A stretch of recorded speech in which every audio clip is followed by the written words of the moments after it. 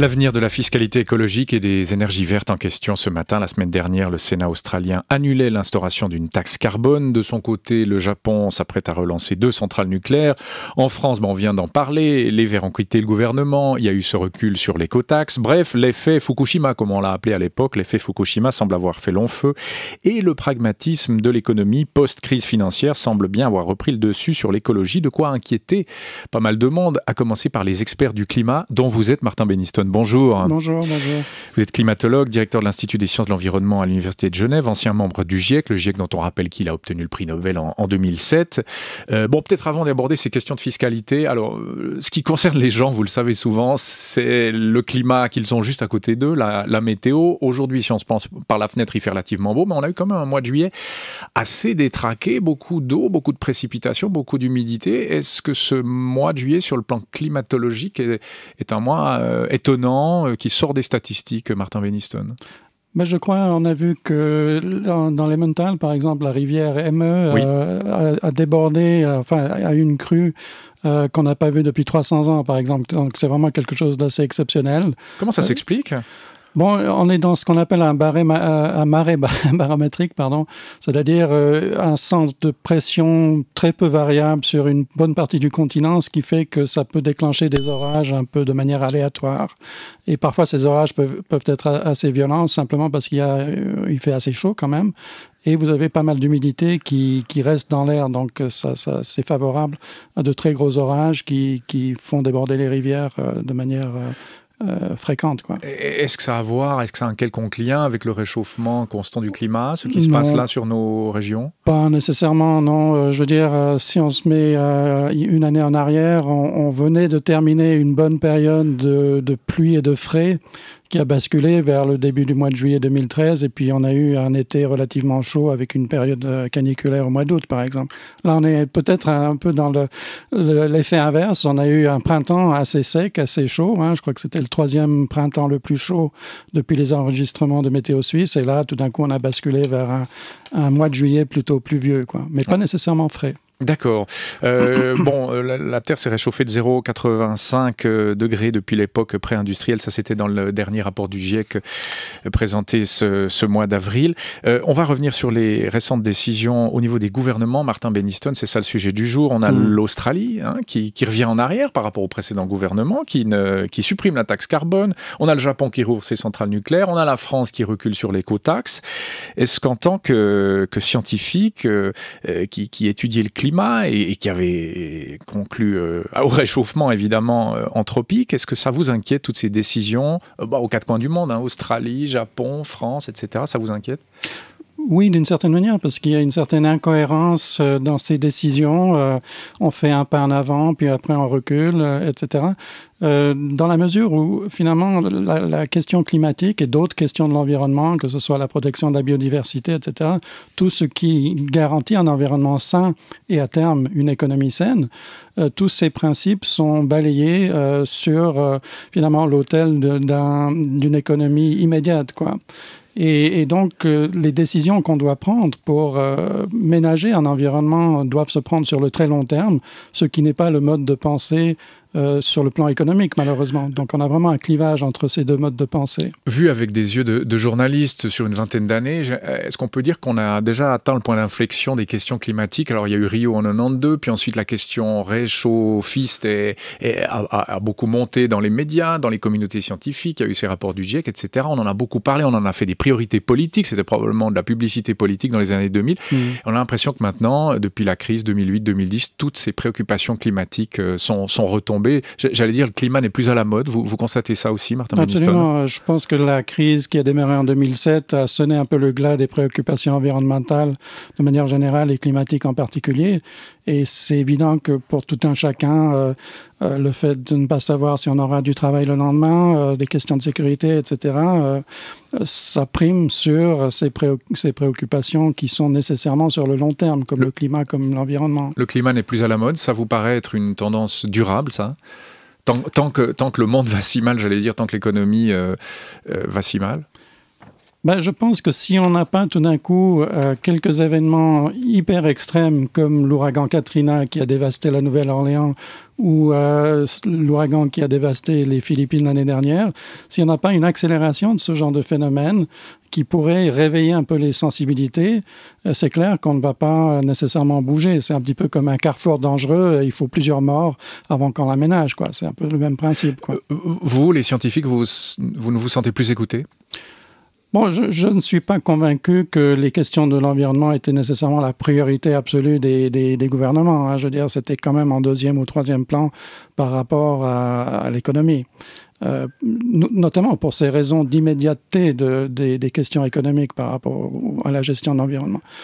Il y a quand même peut-être quelques nouveautés qui se manifestent aujourd'hui, non seulement dans le monde académique, mais aussi au sein des gouvernements. On est en train de réfléchir à l'environnement d'une autre manière, c'est-à-dire plutôt que d'imaginer que l'environnement est une ressource qu'on peut prendre gratuitement quelque part, qu'on peut utiliser. On est en train de réfléchir à ce qu'on appelle les services écosystémiques. Tiens, c'est une nouvelle expression, ça, oui. Oui, c'est quelque chose qui existe depuis 5 ou 6 ans maintenant, mais qui commence à se développer.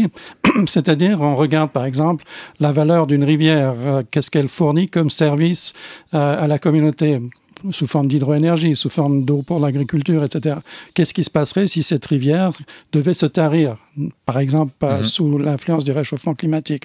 Donc on verrait immédiatement les conséquences économiques d'un changement d'une ressource environnementale qui est importante aussi pour l'économie. Et je crois que là, ça peut faire avancer la manière dont on réfléchit à l'environnement comme fournisseur de ressources pour une économie florissante, si vous voulez. Vous dites d'abord, si l'environnement va bien, l'économie ira bien. Absolument. Alors qu'on a l'impression que les politiques font le raisonnement inverse. Sur le podium, il y a d'abord les préoccupations économiques. C'est plus vendeur politiquement, peut-être, que le climat, maintenant, c'est ça? Oui, absolument. Ouais. Absolument, parce que tout le monde comprend la nécessité d'avoir une économie saine, en oubliant qu'une économie saine doit être basée sur un monde qui est capable de fournir des ressources pour fabriquer des biens de consommation, pour fournir de l'énergie, etc. Donc, on oublie ce deuxième aspect qui est tout aussi important, quelque part. Alors, on a les chefs de gouvernement ou les présidents qui n'en font plus une priorité. François Hollande, on l'a entendu, qui n'a jamais d'ailleurs fait une priorité du climat. Et puis, on a l'impression d'avoir carrément des climato-sceptiques à l'œuvre. Ce Premier ministre australien, Kevin Rudd, qui a carrément remis en doute les théories du changement climatique. Je le cite, il a parlé de conneries absolues en parlant du réchauffement. C'est le Premier ministre australien, vous avez entendu ça, Martin Benniston. Comment est-ce possible qu'un chef de gouvernement puisse dire des choses pareilles? Et ce, d'autant plus qu'en Australie, il y a vraiment quelques climatologues de tout premier plan, donc au niveau mondial, quoi.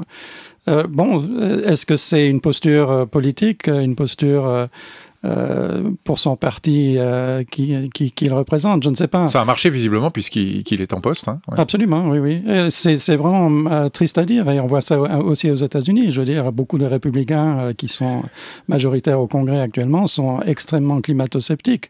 Et pourtant, ils ont fait les frais, notamment si je reviens à l'ouragan Katrina, c'était quand même 170 milliards de dollars de dégâts pour une grande ville américaine, quoi. Je veux dire, c'est pas comme si on allait passer d'un climat gentil, entre guillemets, aujourd'hui à un climat beaucoup plus méchant demain. Il y a déjà des aléas climatiques aujourd'hui qui font des dégâts immenses au niveau économique et au niveau humain. Et au niveau du GIEC, j'ai lu ça dans le dernier rapport, les experts du GIEC estiment extrêmement probable, ça c'est vraiment la catégorisation, c'est-à-dire dans le jargon du GIEC, la probabilité supérieure à 95% que l'élévation de la température relevée depuis le milieu du XXe siècle soit anthropique, donc le fait de l'homme, 95%. Donc c'est un fait scientifique incontestable. Bon, la science n'est jamais à 100% absolue, malheureusement, mais disons, l'évidence qu'on a aujourd'hui, dans l'état actuel de nos connaissances, nous permet d'avancer des chiffres aussi affirmatifs. Et quand on voit l'évolution des rapports du GIEC depuis 20 ans, on devient de plus en plus affirmatif parce que notre base de connaissances est de plus en plus solide. Le protocole de Kyoto, ça remonte à la nuit des temps, il y a plus de 20 ans. Est-ce qu'il est mort maintenant? Est-ce qu'on peut l'affirmer, Martin Benniston? Finalement, il a tardé à entrer en vigueur, puisque je crois qu'il est entré en vigueur en 2005 avec l'adhésion de la Russie, très tardivement. Et finalement, tous les objectifs n'ont pas été atteints. D'ailleurs, vous parliez de François Hollande tout à l'heure. Il appelle cette grande conférence l'année prochaine à Paris pour négocier un traité post-Kyoto. Donc, de nouveau, c'est certainement une posture politique pour remettre la France au devant de la scène. Mais toujours est-il qu'il y aura quelque chose qui ressortira, on espère, peut-être un peu plus positif que cette conférence malheureuse de Copenhague en 2009, par exemple. Oui, on s'en souvient bien de Copenhague. On a l'impression qu'à la fin, c'est toujours l'économie qui gagne au détriment de l'écologie. C'est ce que nous enseigne l'histoire. Vous faites le même constat ? Oui, et c'est vraiment malheureux parce qu'il n'y a pas nécessairement une opposition entre économie et environnement, simplement parce que l'un ne va pas sans l'autre quelque part. Mais comme je l'ai dit tout à l'heure, c'est la gestion économique qui est sur le très court terme qui est en opposition avec la gestion environnementale qui est sur le plus long terme. Et donc, la conciliation de ces deux modes de réflexion d'une gestion économico-environnementale, c'est ça qui pose problème. Si on prend le débat sur l'éolien, en Suisse, vous l'avez suivi, avec les polémiques sur les nuisances des éoliennes, leur coût aussi. Qu'en pensez-vous, Martin Benniston? Est-ce que c'est un vrai débat? Est-ce que vous pouvez comprendre aussi les préoccupations de ceux qui s'inquiètent? Il y a beaucoup de mouvements populaires contre les éoliennes. Comment comprenez-vous cela en tant que climatologue? Oui, non, je comprends parfaitement. Bon, une éolienne, ça peut être quelque chose d'assez beau esthétiquement, mais quand vous avez une centaine d'éoliennes dans un parc d'éoliens quelque part, comme en Espagne ou ailleurs, ça commence à être un petit peu dommageable pour le paysage, pour finalement fournir une énergie qui n'est pas si abondante que ça, quoi. Donc vous avez une emprise sur le territoire qui vous fournit une énergie qui n'est pas finalement énorme, quoi, par rapport à d'autres sources d'énergie. Donc, ça pourrait être un vrai débat, selon vous. Il y aurait un intérêt de business avant tout à fournir des éoliennes un peu partout, alors que la piste à suivre pour l'énergie serait une autre piste, peut-être des croissances, ou quelle piste suivriez-vous pour l'énergie en Suisse ? Bon, je crois qu'il y a beaucoup à faire encore sur les économies d'énergie. Oui. Il y a un parc de bâtiments construit après la Deuxième Guerre mondiale jusqu'à ce qu'on mette en place les normes beaucoup plus strictes, Minergie, etc. Je crois qu'il y a énormément de travail à faire pour faire de l'isolation thermique dans ces bâtiments, justement pour réduire la consommation énergétique, pour réchauffer et refroidir ces bâtiments. Et là, on pourrait gagner... on pourrait vraiment gagner beaucoup au niveau de ces économies d'énergie, permettant ainsi de ne pas nécessairement devoir produire plus d'énergie sous forme d'électricité ou autre, par exemple. Oui, il y a un peu de décroissance là derrière, effectivement.